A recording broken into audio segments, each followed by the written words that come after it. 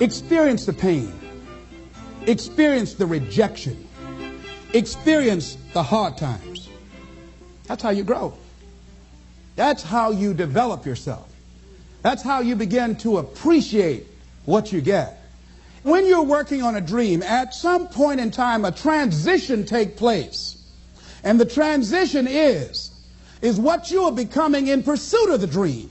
Because even if you don't get the dream, you become such a strong and powerful person. It will so change your life, you can look at something else and say, well, I think I'll go do this then. Because you've now developed yourself in such confidence and such competence in how to deal in the arena of life that you can move into another area and not miss a beat. Once you begin to discover who you are, then you really realize how you have been given authority and dominion over everything on the face of the earth, including all the dimensions of your life. But you can only do that through the struggle of life. And most people avoid the struggle. Most people go through life avoiding pain. And when you go through life like that, something in you dies. Something in you that you never activate is lying dormant in there, that you never get a chance to call on because you have not challenged yourself.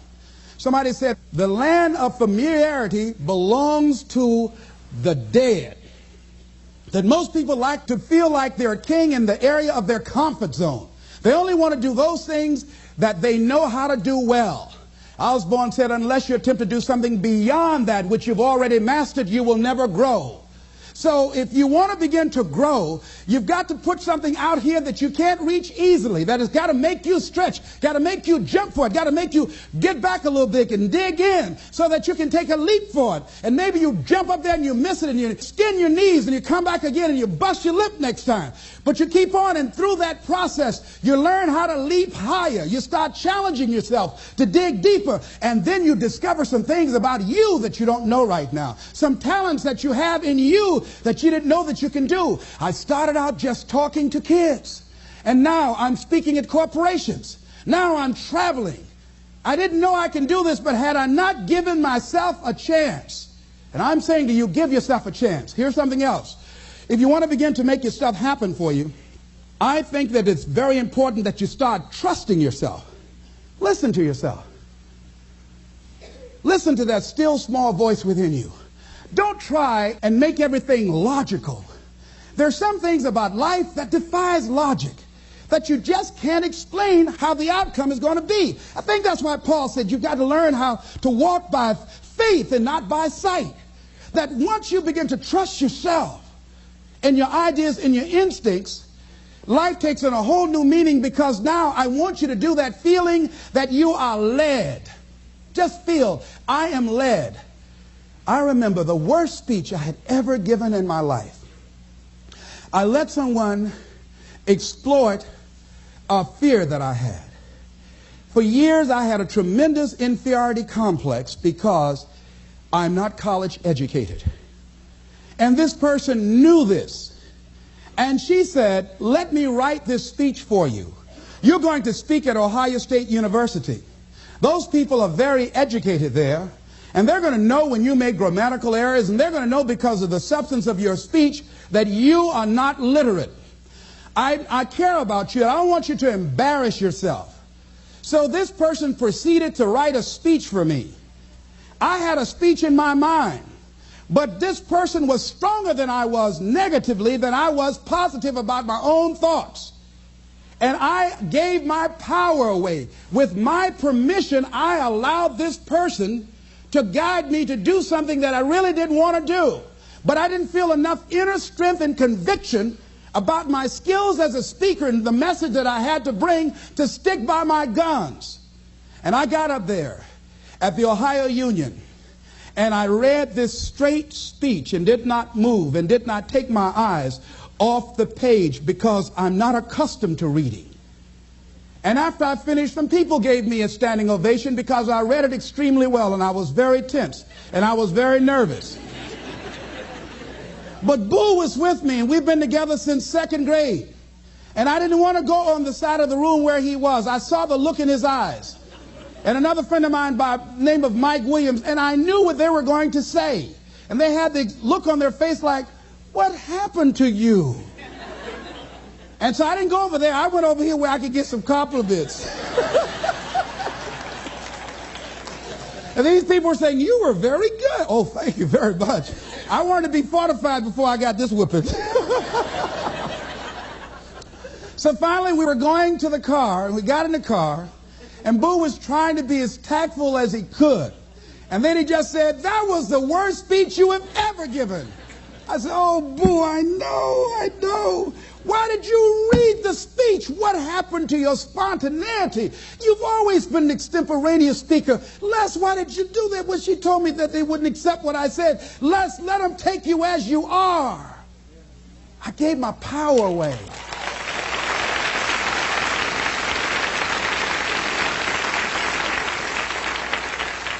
Ladies and gentlemen, don't give your power away.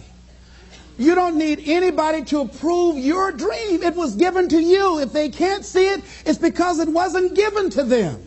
It was given to you. Hold it, nourish it, cultivate it, work on it. It's yours. It's your baby. Work on it until it comes into fruition.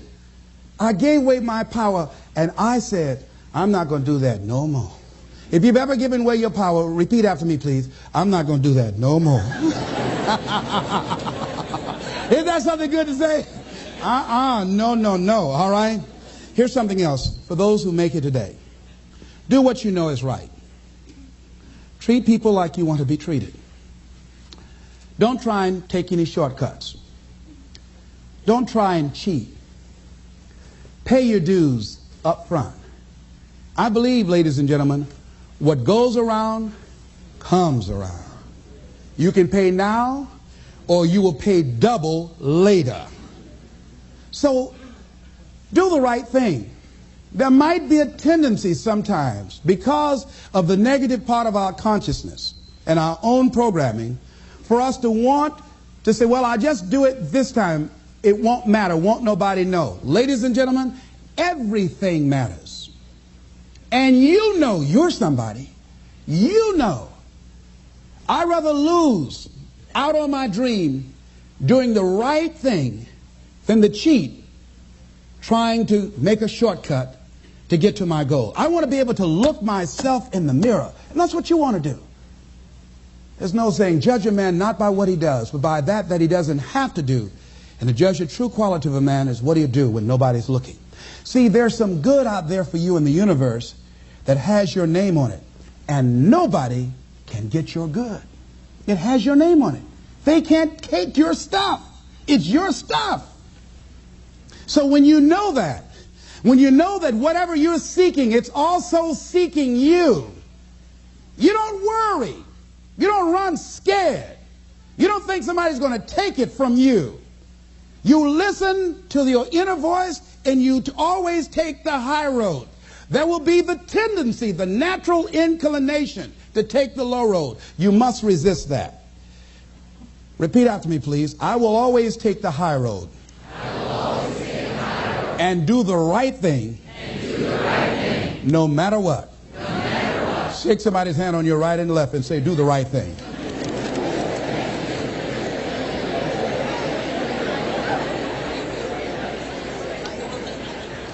Here's something else I encourage you to do if you want to make it today. Keep your agreements. Keep your agreements that you make. And establish a network of people who will also do that.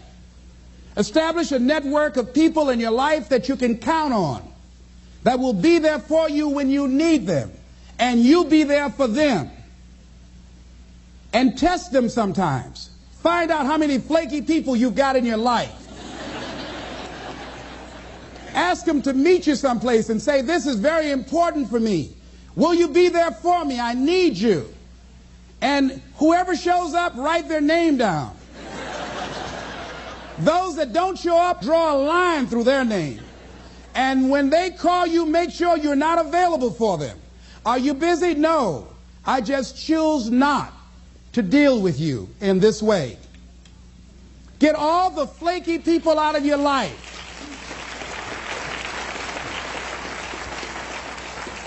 I asked a friend of mine today about a mutual friend. I said, have you talked to him? She said, no. I said, why?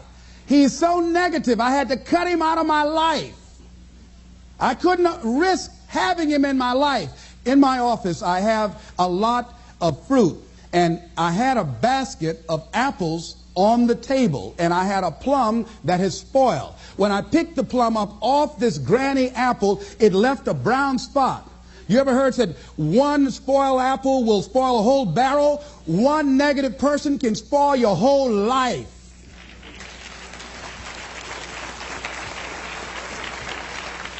Leave the flakes alone. People that are seriously not serious. And if you're surrounded by flakes, that tells you who you are. Because like attracts like. Hello? I know you don't like that. I bet you won't applaud that one.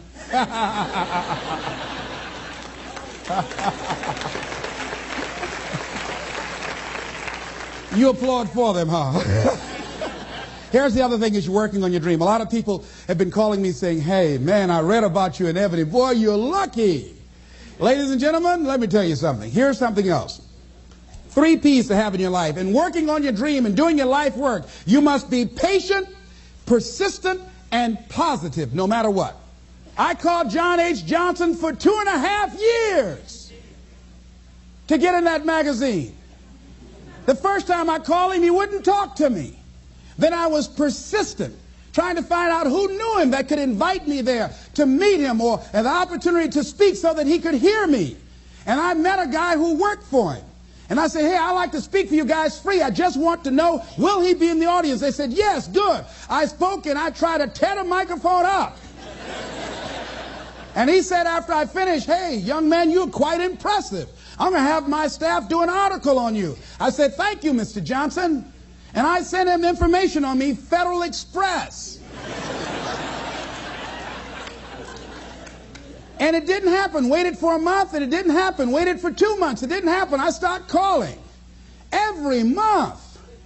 Hello, how are you? May I speak to Mr. Johnson? I'm sorry, he's not available. Tell him Les Brown calling. I just want to say thank you very much for the article when he puts it in. I kept on doing it, kept on calling, sending new articles, sending new information on me, kept on upgrading the information on me, sending him thank you letters. Thank you, Mr. Johnson. I was always positive. I could have gotten negative saying, where did you lie to me? Why you going to tell me you were going to put me in the magazine and you didn't do it? I could have got an attitude. Be positive no matter what. Because when you are negative, ladies and gentlemen, you're sending out negative energy and you're blocking your good. So don't send out any negative energy. Don't take it personal. I didn't care what he thought of me or the staff, that I was a nuisance to them. They get paid to deal with people like me.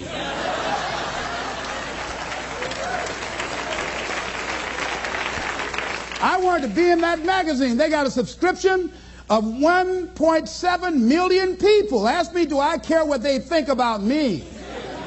Any sensible, reasonable, intelligent person knows if somebody doesn't call you back after 2.5 years, they don't want to talk to you. Ask me, do I care about that? Results don't lie. I'm in the magazine. Hello, hello, hello.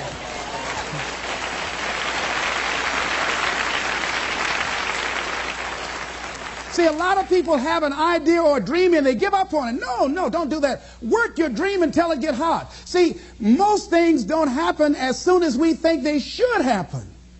The messenger of misery might drop in on you and say hello. Murphy's Law might come by and thump you on the head. Any number of things can happen to interrupt your flow. It's okay. Don't take it personal. Just acknowledge what's going on. It's called life. And keep on working on your dream. Continue to keep on knocking, because this is your life. This is what you love. This is your passion. Step back. Don't judge it. If you judge it, judge not yet, lest ye be judged. Why? Because when you judge it, you invest emotion in it, and that emotion could be anger, and guess what? That hurts you. That doesn't hurt anybody else. One doctor said, the man who angereth me killeth me.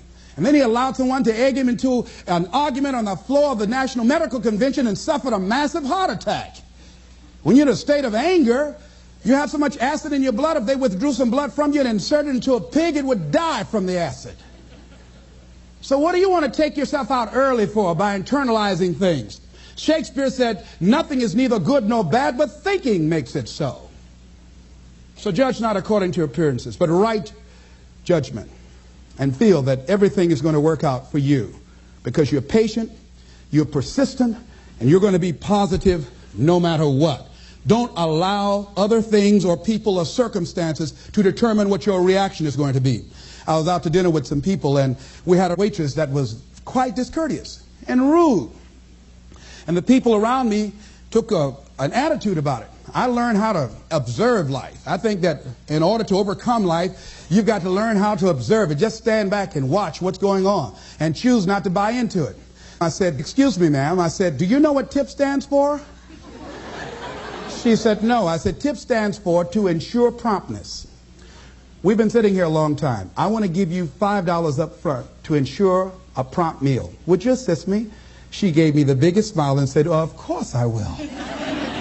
And I said, "By the way, I'm not with these people. I'm going to be sitting at another table. Please put my meal over there. Serve them by themselves." See, I don't want to make anybody angry who goes behind closed doors to prepare my food. Oh, no. I got my food. If I told them, I said, "If I were you, I would eat that." "Where's the manager? I want to see him." She said, "I'll get him just a minute." I know what she did to their food. Oh, no. I said, "Eat that at your own risk. I don't even want y'all driving me home. I'll get your cab." No. I don't know when that's going to take effect on you. So don't allow people to determine how you are going to respond to them or circumstances. Learn to look at it. A friend of mine, Tom Perkins, handsome, articulate man in his mid-50s. He had a tremendous business, and at the height of his success, someone was killed in his business. He was sued and lost $750,000. Lost his business, lost his family, lost his home, everything. He was devastated, ladies and gentlemen. He started living in his car. He would wash up in a McDonald's across from Howard University on Georgia Avenue in Washington, D.C. He said, "Les, I was so depressed." He said, "I had everything, and then one day I lost it all." He said, "I didn't want to live anymore." He got some sleeping pills, and he took over 35 sleeping pills, and he laid down, folded his hands across his chest, and he said he went to sleep to die. 2 days later, much to his amazement, he woke up. He couldn't even get that right.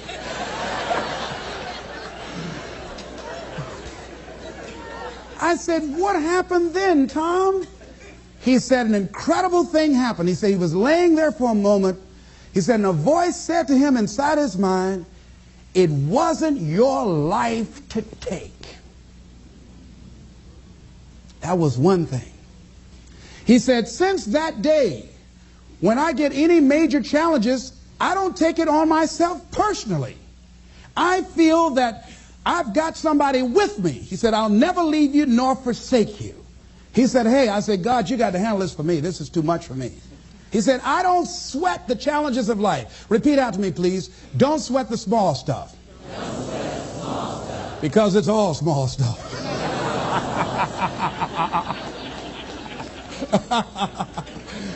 See, whatever you're worried about, if someone call you right now and say, "Listen, you got 2 days to live," I'm telling you, you won't be worried about your bills, ladies and gentlemen. You won't be worried about whether or not somebody loves you or cheating on you because you're about to check out. Okay? So put things in perspective. Here's something else Tommy said that I think is important.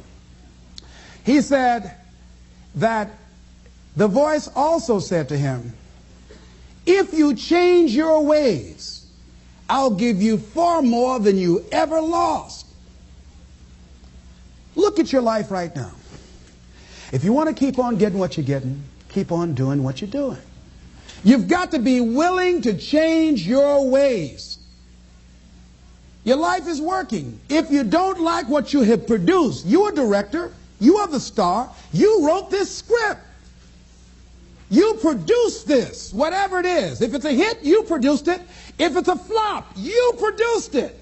Take ownership of it and decide to go back to the drawing board and rewrite the script that you are the star of. You have the power to do that. On this day, you can declare that I'm going to change. As you look back on your life, you can decide that I don't like what I produced here, and I want higher ground. I want to begin to experience more love. I want to have more adventure in my life. I want something that gives my life a sense of meaning. Ladies and gentlemen, I've been selected to head up a program called Project Life in Chicago, training thousands of kids. And I had the experience, we had our second session this past Monday. And to see these young people when they came in, and to see the young people and the parents and the community volunteers when they went out. One young man from the Cabrini Green housing projects who didn't want to be there, who came up and said, I want you to know I'm so glad to be here. And he said, I'll never be the same again. He said, thank you, Mr. Brown. He said, I just got to go now, but thank you, sir. I'll never be the same again. To see a letter I got from a young man who was in the Cook County Jail where I work on Monday morning. And this young man will not be out of jail for at least 50 years. At least 50 years. They gave him 100 years. This guy has shot at least 60 people that we know of and killed 10 at least. And this letter he wrote, he said, since listening to your tapes, he said, I have not changed, but I feel a different person in me. Over 70% of these young men are in there for murder. We wanted to have a two-pronged attack where we would train people on the outside and train those that are in the jails, because I believe if you cage them like animals and treat them like animals and they're out on the streets every 22 months, they're going to get out and act like animals and go back in like animals.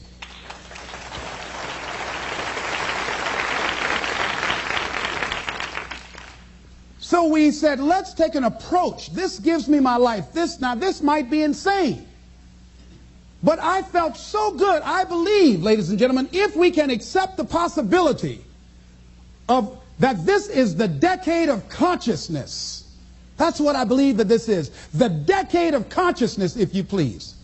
A time where we can begin to create in folks' minds the idea, the possibility that we can create a more humane society, the possibility that we can create more love, communication, and understanding in relationships, the possibility that we can create a drug-free America, the possibility that we can create the kind of respect for diversity and difference in our multicultural society, the possibility that we can begin to develop the mindset to bring out the best in people, to encourage them to achieve their greatness and support them in their dreams, that if we can, in this decade of consciousness, to begin to see and envision that happening, and that we all can play a role, that we were born for such a time as this, that we showed up for this, that we survived 1 out of 9 million sperms, and we have been chosen for this great work. What an exciting time to be alive.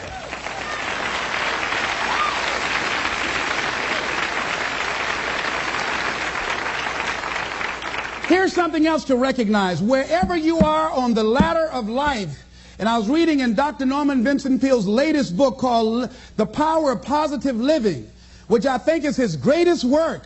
And he has something in there, a section called Comeback Power.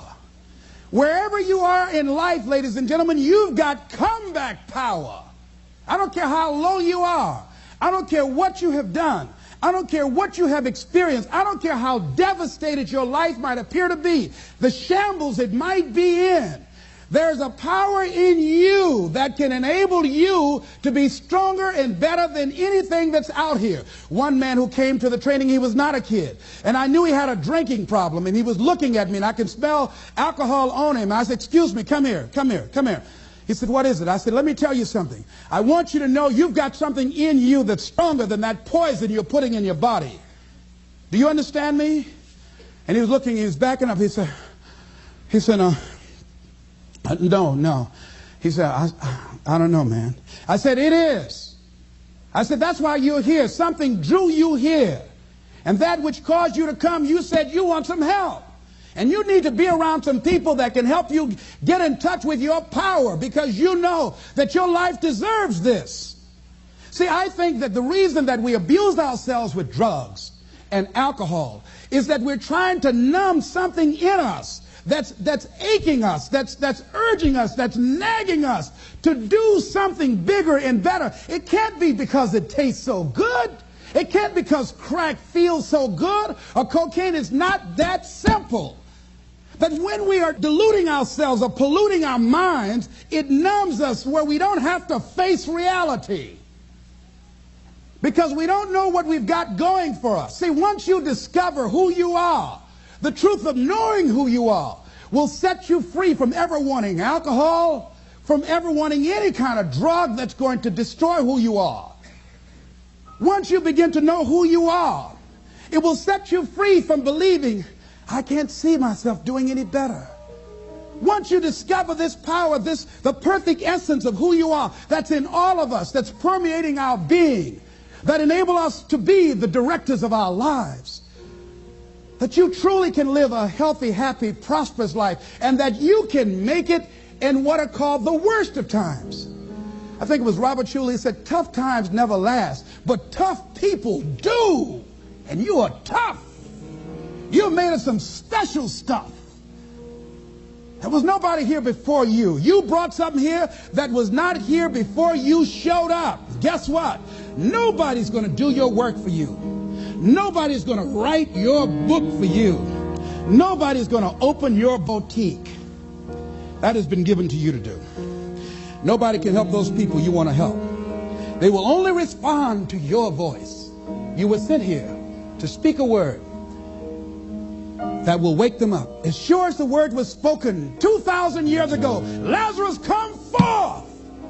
You will speak that word and ignite and bring to life many who have entombed themselves in fear and mediocrity and a limited vision and low self-esteem. So as you leave, I hope that you challenge yourself to begin to look within, knowing that you have comeback power, knowing that you came and brought something here that was not here before you came. And whatever that dream is, whatever that great work is, don't let anybody take it from you. Fight for it. I like Mark Hughes of Herbalife. When the FDA attacked them like they did Cambridge, they died.